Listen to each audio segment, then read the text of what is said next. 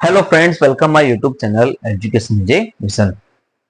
हाय दोस्तों, स्वागत है हमारे चैनल पर। और हमारा फाउंडेशन बैच चल रहा था जीके हिस्ट्री क्लासेस का।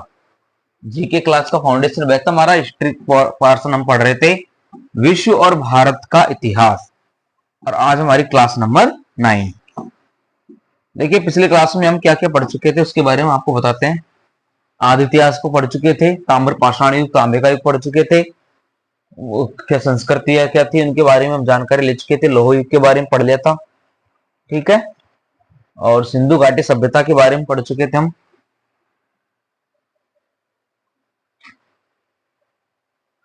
सिंधु घाटी सभ्यता का निर्माण कैसे हुआ, क्या क्या आया इसमें, कब कौन सी सदी आई, उन सभी चीजों के बारे में यहाँ पर विस्तार से जानकारी प्राप्त कर चुके थे। अब पढ़ते हैं इनके जो मुख्य नगर थे उनके बारे में हमने जान लिया था। अब हम यहाँ पर हम जानकारी प्राप्त करेंगे हिंदू कश पर्वतमाला के पार अफगानिस्तान में। अफगानिस्तान में क्या क्या चीज थी देखो। सोर्तुगोई, यहाँ से नहरों के प्रमाण मिले हैं। मुंदीगांव जो महत्वपूर्ण है। भारत में क्या है, भारत के विभिन्न राज्यों में सिंधु घाटी सभ्यता के निम्न शहर हैं: गुजरात, लोथल, सुरकोटड़ा, रंगपुर, रोजी, मालवद, बैसुल, धोलावीरा, प्रभातपट्टन और भगतराव। ये वहां के प्रमुख शहर थे। और फिर आए थे इसमें हरियाणा। हरियाणा के अंदर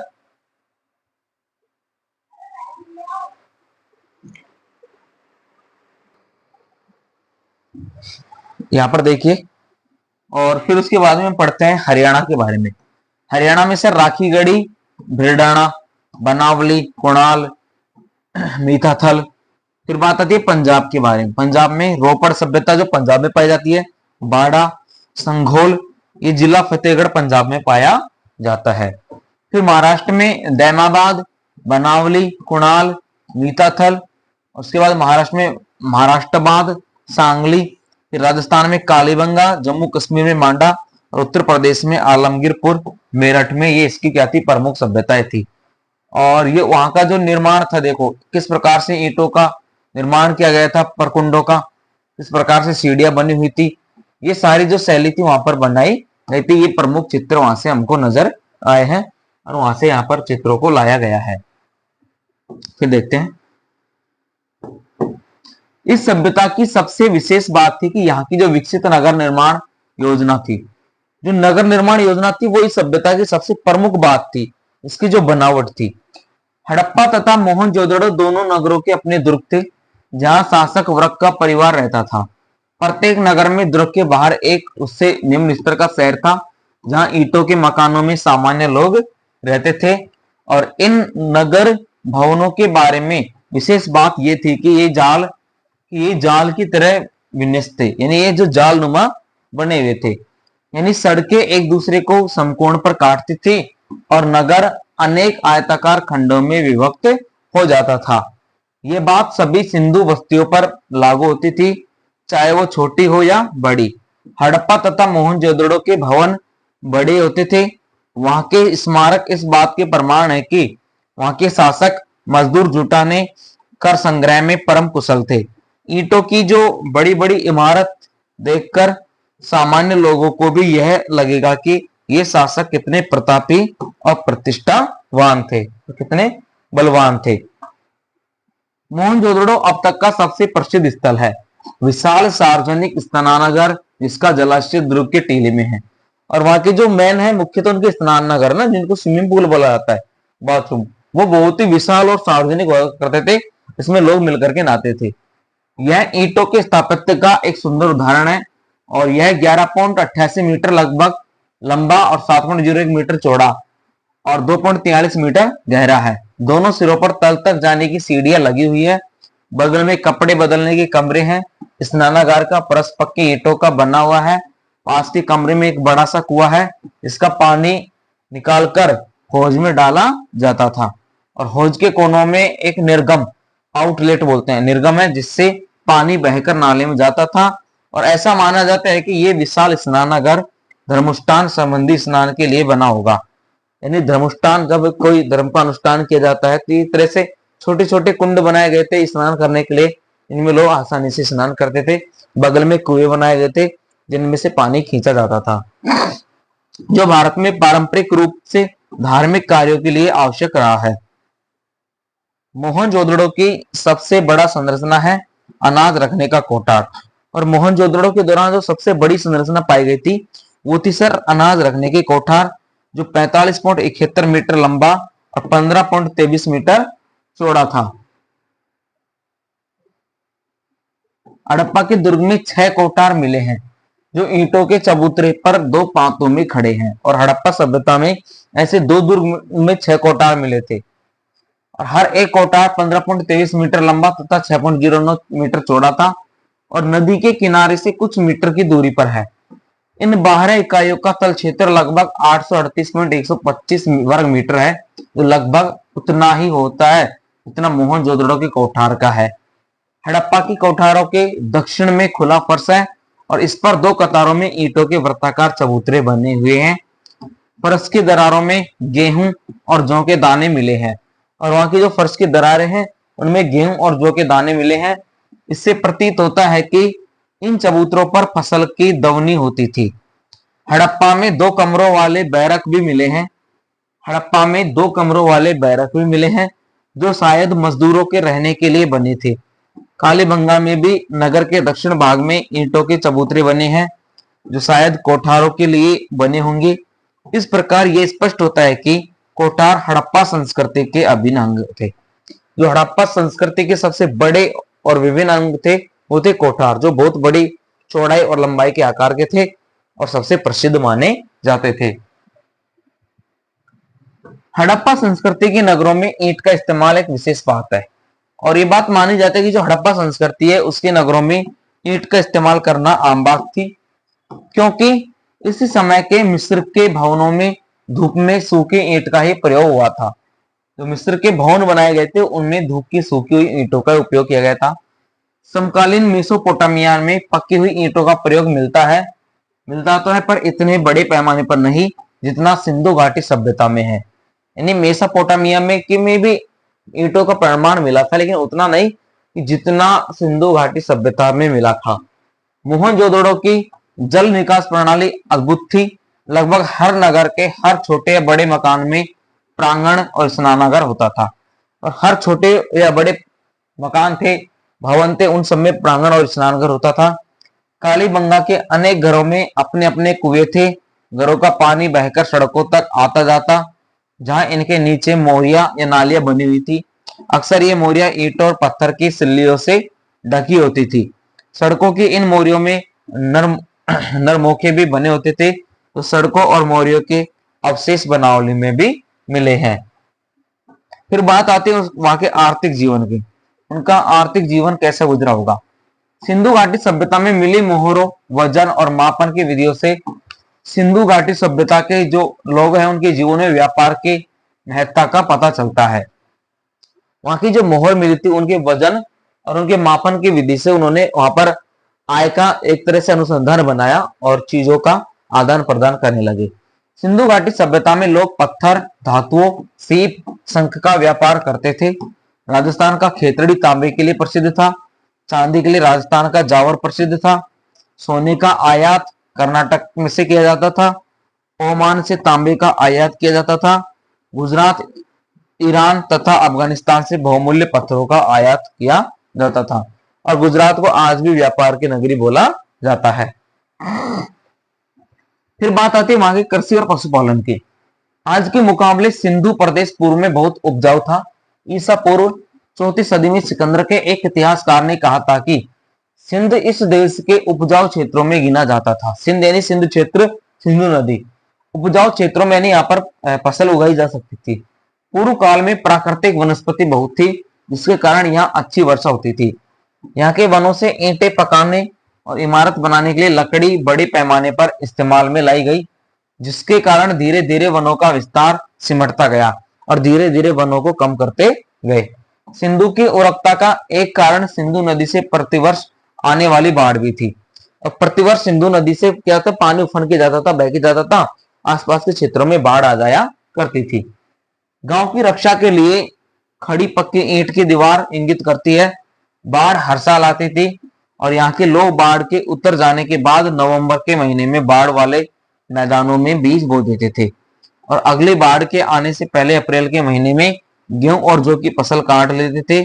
यहाँ कोई फावड़ा या फाल तो नहीं मिलता था, लेकिन कालीबंगा की प्राक हड़प्पा सभ्यता के जो कूट हल रेखा मिले हैं उनसे आभास होता है कि राजस्थान में इस काल में हल जोते जाते थे। फावड़े आवड़े तो नहीं मिलते थे, लेकिन कुछ ऐसे हल जोतने के, खेत जोतने के ऐसे कुछ उपकरण होते थे जिनसे वो खोदते, बीज बो देते थे, मिट्टी को वापस दबा देते थे और जैसे जैसे पानी की नमी वहां पर रहती थी उससे फसल तैयार हो जाया करती थी।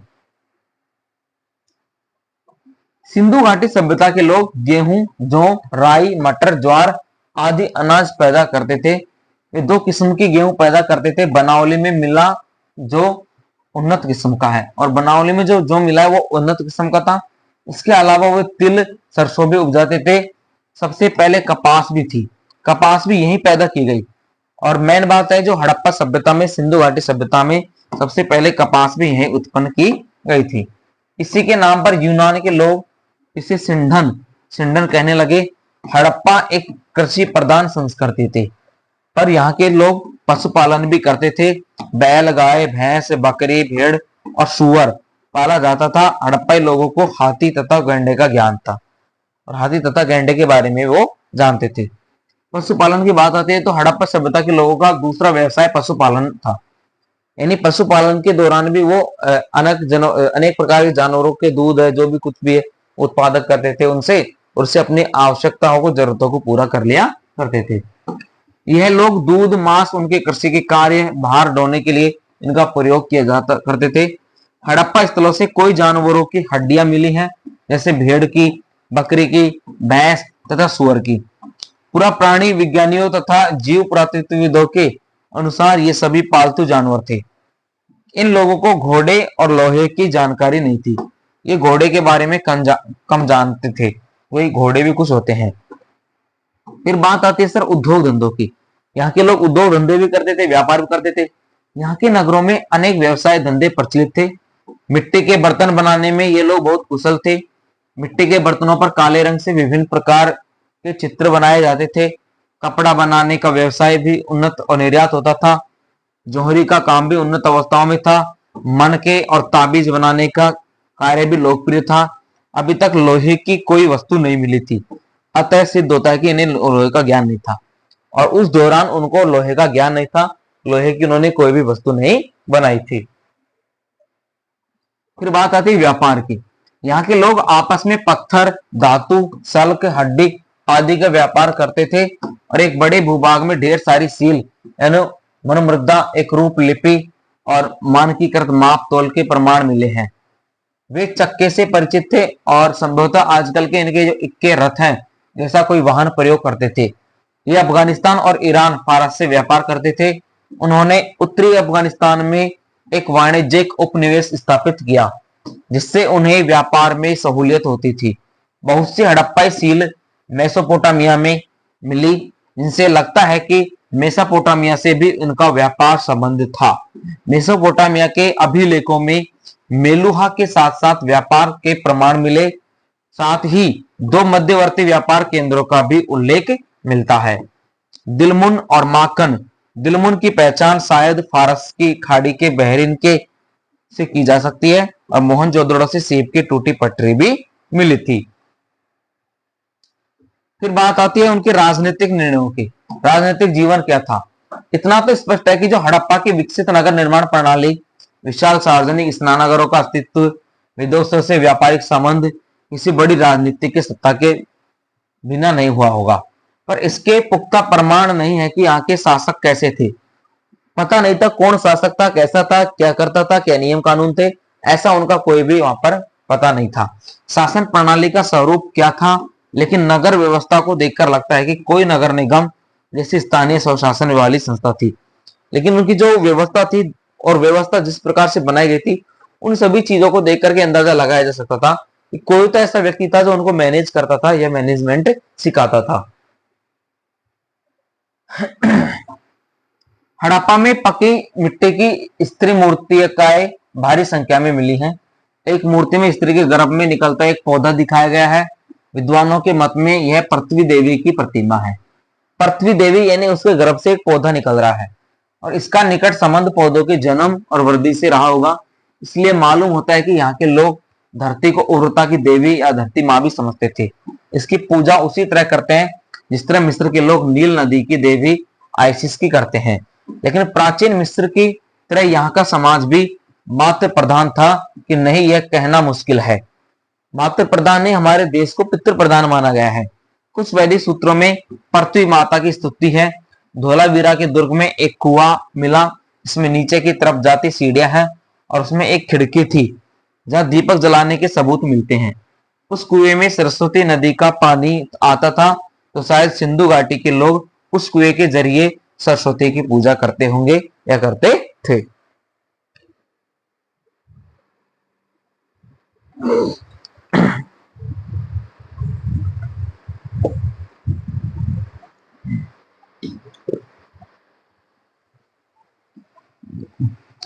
सिंधु घाटी सभ्यता के नगरों में एक सील पाया जाता है जिसमें एक योगी का चित्र है, 3 या 4 मुख्य वाला। कई विद्वान मानते हैं कि यह योगी शिव है। मेवाड़ जो भी सिंधु घाटी सभ्यता की सीमा में था, वहां आज भी 4 मुख वाले शिव के अवतार एकलिंगनाथ जी की पूजा होती है। सिंधु घाटी सभ्यता के लोग अपने शवों को जलाया करते थे। मोहनजोदड़ो और हड़प्पा जैसे नगरों की आबादी करीब 50,000 थी, पर फिर भी वहां से केवल 100 के आसपास ही कब्रें मिली हैं। तो इस बात की ओर इशारा करता है कि वे शव जलाते थे।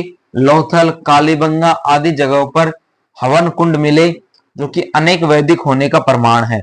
यहाँ स्वास्तिक के चित्र भी मिले थे। कुछ विद्वान मानते हैं कि हिंदू धर्म द्रविड़ों का मूल धर्म था और शिव द्रविड़ों के देवता थे जिन्हें आर्यों ने अपना लिया। जैसे जैन और बौद्ध विद्वान ये भी मानते हैं कि सिंधु घाटी सभ्यता जैन या बौद्ध धर्म के थे, पर मुख्य धारा के इतिहासकारों ने यह बात नकार दी और इसके अधिक प्रमाण भी नहीं है। हिंदू धर्म की प्रमाणिकता सिंधु के जैन और ऋषियों की और उनकी जो बौद्ध धर्म है उनके बारे में संबंध को दर्शाया गया था। प्राचीन मिस्र और मेसोपोटामिया में पुरातत्वविदों को कई मंदिरों के अवशेष मिले हैं, पर सिंधु घाटी में आज तक कोई मंदिर नहीं मिला। मार्शल आदि के इतिहासकार मानते हैं कि सिंधु घाटी के लोग अपने घरों में, खेतों में या नदी किनारे पूजा किया करते थे, पर अभी तक केवल वृहत स्नानागार या विशाल स्नानागार ही एक ऐसा स्मारक है जिसे पूजा स्थल माना गया है। जैसे आज हिंदू गंगा में नहाने जाते हैं, वैसे सेंधवा के लोग यहां नहाकर पवित्र हुआ करते थे।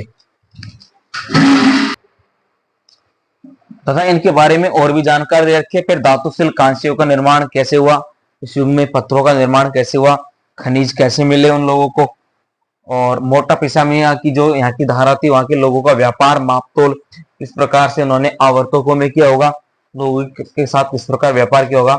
बात आती है यहाँ पर अवसान की।